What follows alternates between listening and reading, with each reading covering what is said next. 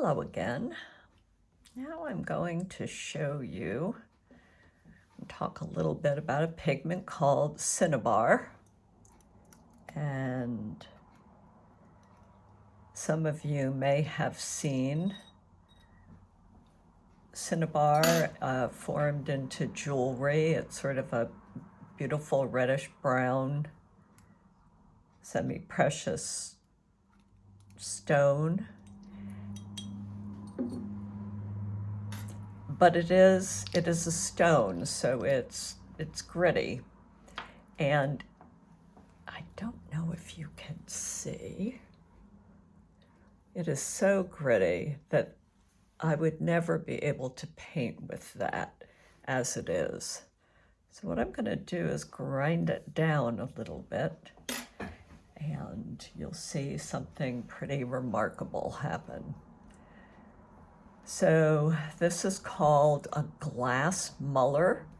It's made for grinding down pigments. Oil painters who make their own oil paint from linseed oil and dry pigments will use a muller, and we use it to grind down pigments to make them finer. So I'm gonna, as a lubricant, I'm just adding a little bit of water. This is a glass plate.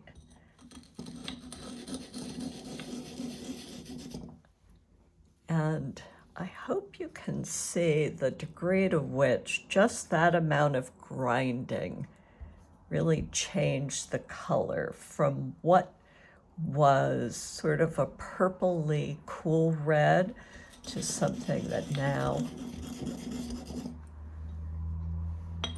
looks a little bit more like fire engine red.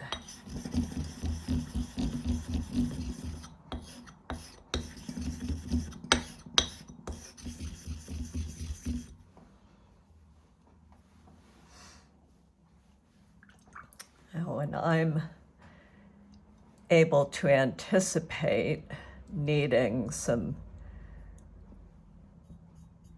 Cinnabar. I will make that, let it sit out overnight or a couple of hours, and then I can actually scrape it off the plate to paint with it. But what I'm going to do here, just to show you, is now it would be easy to think, oh, well, look, it's already heavy cream. But remember, that's water. There's no egg in it, and so it won't stick to the board.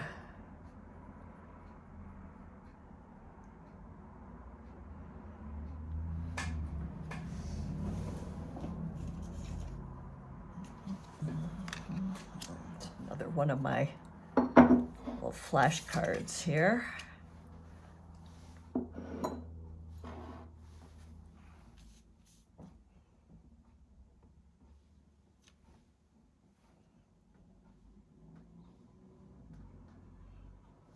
Now the thing with Cinnabar is the more you grind it, the warmer it will get in color. In other words, it will lean more toward the orange than to the purple on the sort of color wheel. And then just for fun, or for comparison, let me try to make a little bit of tempera out of this without grinding it.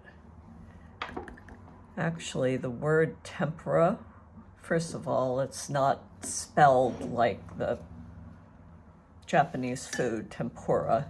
It's T-E-M-P-E-E-R-A.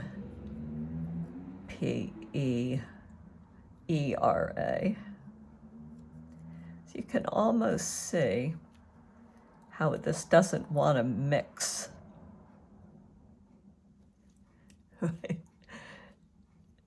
And there is no way I can really paint any sort of a line with it. It's just a splotchy mess. Maybe I'll see if I can grind it a little bit.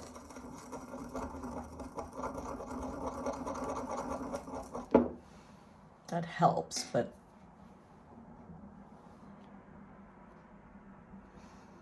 it's still not as effective as grinding it with the muller. But I think there you can see the way the color changes. And what's changing is sort of the crystal structure of the mineral so that it is reflecting a different wavelength of light. So cinnabar, if you were a chemist, you would realize that it is, it's chemically, it is mercuric sulfide, so it's a mixture, chemical mixture through, not just mixing them together, but through an actual chemical reaction of mercury and sulfur. And one of the very first pigments that artists figured out how to make synthetically is what we call vermilion. And vermilion is chemically identical to cinnabar, but you will see it is not, well, it's not, to my eye, it seems a little artificial. So it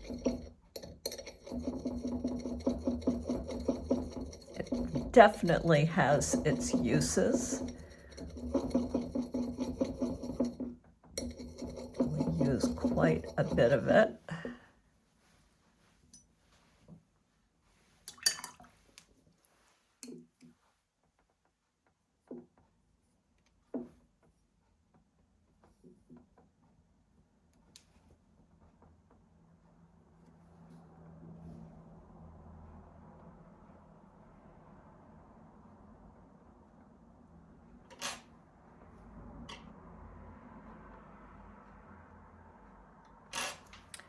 So when you see an icon of St. George and he's got his billowing red cape, that will almost, is in an ancient icon, it will almost certainly be painted with cinnabar.